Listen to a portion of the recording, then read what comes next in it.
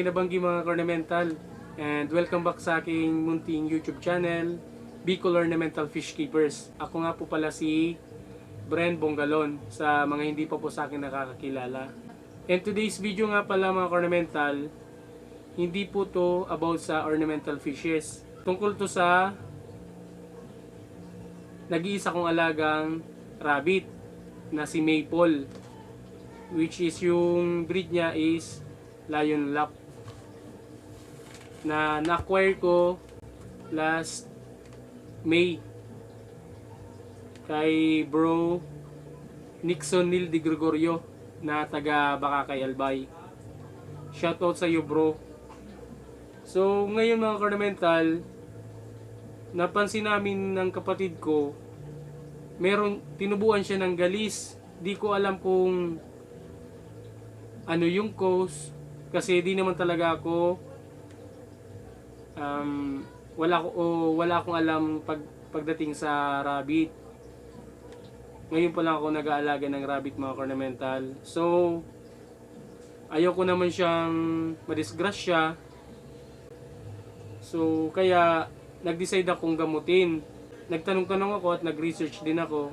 So ang sinabi sa akin ni Bro Nixon, gamutin ko daw po mga ornamental ng ivermectin. Ito mga ornamental. Yan. Ito, ivermectin na injectables. Kasi yung pinapatak daw mga ornamental, matagal yung bisa. So nag-decide ako na i-inject na lang siya para sa mas madaling epekto.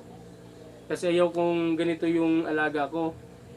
Ayaw ko na rin kasi siyang masayang or umabot tayo sa pumangit siya hanggang sa mamatay. Kasi ngayon mga medyo ano siya mga ornamental, medyo matamlay. Kaya pinapainom ko na rin siya ng tubig na may dextrose powder. So ngayon mga ornamental, ayaw ko na rin na mag-istorbo sa mga hobbyist or sa marunong. Kaya ako na lang mag-hands-on. Kasi di naman ang bala ko kasi dito mga ornamental, ibibreed ko to si Maple. So kung every time na may makaka-encounter tayo mga ornamental ng ganitong sakit, di na tayo pabalik-balik sa mga hobbyist para magpaturok sa kanila. So nag-research ako, tiningnan ko kung paano yung proseso. Sa tingin ko kaya ko na rin naman. Kaya ngayon i-inject natin siya mga ornamental. Kaya bumili ako ng gamot, ivermectin, tapos 1 ml na syringe. So ito mga ornamental, ito malit lang. Ipapakita ko sa inyo mga ornamental na kung paano ko i-inject siya. Kasi sabi nila pang skin lang daw tong gamot. Di natin pwede siyang i-ano sa laman. So umpisa na natin mga ornamental. Pero bago ang lahat po, kung hindi ka pa po nakapag-subscribe sa aking munting YouTube channel, please subscribe, hit the notification bell para parati po kayong updated sa mga video na i-upload ko, and paki-like and share naman mga ornamental. So ngayon umpisa na natin.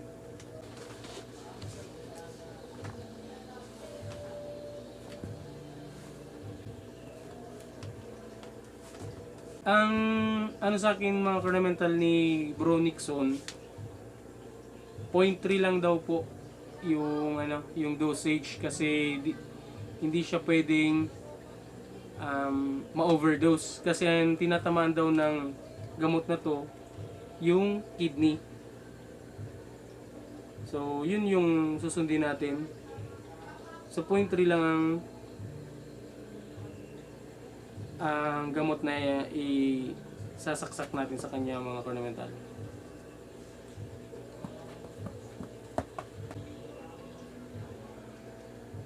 So 0.3 lang mga ornamental lang ilalagay natin sa kanya.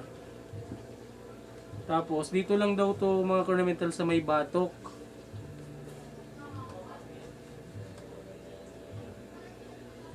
First time ko to mga ornamental. Sana magawa natin ng maayos yung yung tinuro nila.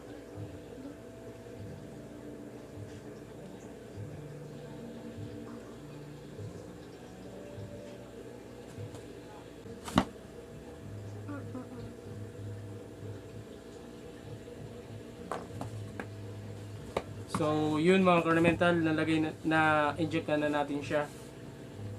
I-massage na lang daw muna mga ornamental para okay naman yung niya. So, hoping na maging okay na si Maple